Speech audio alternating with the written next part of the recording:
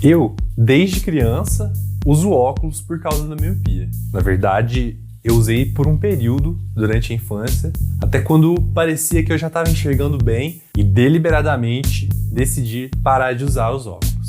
Não faça isso a menos que o seu médico diga para fazer. Desde que eu havia parado de usar os óculos, essa condição caiu num processo de piora, até que, na adolescência, eu percebi que eu não daria conta de continuar daquele jeito.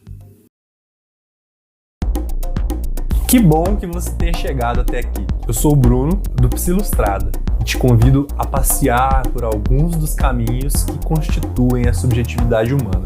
Mas vamos devagar. Aqui eu quero te ajudar a entender melhor essa coisa nossa que é existir. Toda quinta provavelmente vai ter vídeo novo no canal, mas se você quiser pensar para além da conta, me segue lá no Instagram que todo dia tem coisa nova. É @Psilustrada. Eu vou curtir demais se você quiser me seguir, se inscrever no canal, deixar um like no vídeo ou compartilhar esse material com alguém. Mas tudo bem se você não quiser, a gente é livre para poder escolher. No vídeo anterior eu comecei a falar sobre sofrimento e adoecimento mental. E se você ainda não viu esse vídeo, eu vou deixar o link em algum lugar por aqui para você assistir.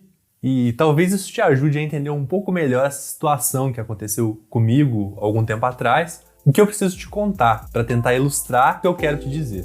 É indicado às pessoas que têm miopia uma certa regularidade de acompanhamento médico para avaliar o desenvolvimento dessa condição ocular. A miopia, caso você não saiba, é essa situação chatíssima do indivíduo não enxergar muito bem de longe, não reconhecer pessoas na rua, uma dificuldade de leitura à distância, como se a gente enxergasse igual a uma lente desfocada, sabe?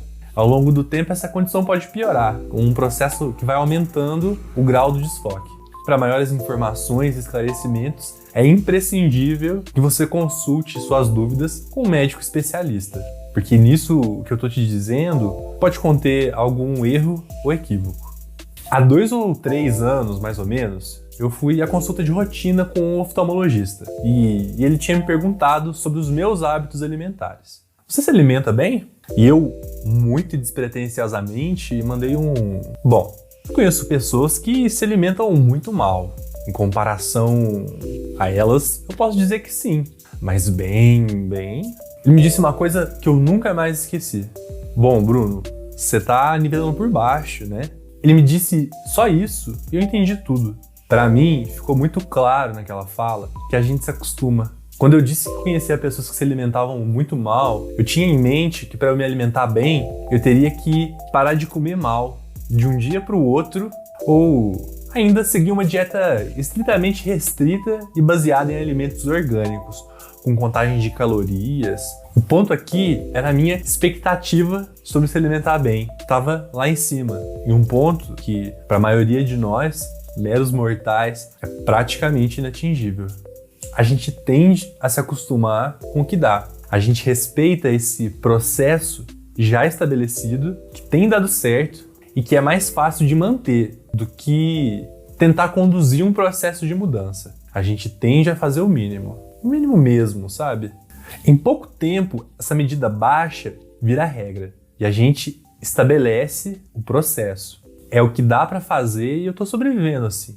O nivelar por baixo que o médico me disse, naquele dia, era sobre isso. Diante daquela meta inatingível do que eu entendia sobre se alimentar bem, eu optei por nivelar por baixo. Afinal, eu comia melhor do que as pessoas que eu conhecia que passavam a semana com miojo, salgado e refrigerante. Mas eu não me alimentava bem. Esse mecanismo vem de um processo diário, de acreditar nisso todos os dias. Assim como a mudança também se trata de um processo diário, mas que requer pequenas alterações que vão enfraquecendo aos poucos hábitos que a gente constrói ao longo da vida. E não necessariamente de uma mudança repentina e milagrosa no meu cardápio, uma revolução. Olha, o ponto aqui não são os hábitos alimentares, mas é importante que a gente tome modelos do nosso cotidiano para conseguir traçar algum tipo de associação, uma relação com os processos mentais, e então refletir e se fortalecer. E por fim decidir o que precisa, o que dá e o que não dá para mudar. E é importante que a gente tenha em mente que isso não acontece de um dia para o outro, em uma semana ou em um mês. É um processo. No vídeo anterior, eu pedi para que vocês comentassem algumas palavras que fizessem vocês pensarem no que é o adoecimento mental. Se você não comentou, comenta aí agora que eu vou te dar um tempinho para isso.